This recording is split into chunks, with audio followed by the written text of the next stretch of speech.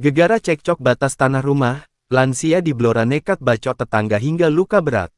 Seorang lansia berinisial D70, warga Desa Gombang, Kecamatan Bogorejo, Kabupaten Blora, membacok tetangganya P, 56 Kamis tanggal 17 Oktober tahun 2024 pagi.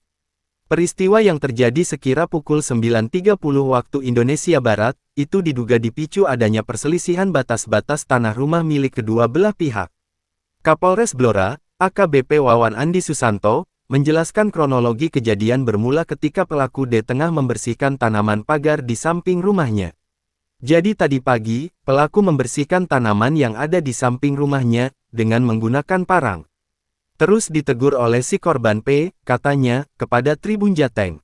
Kemudian, kata AKBP Wawan, pelaku tidak terima ketika ditegur. Karena pelaku merasa,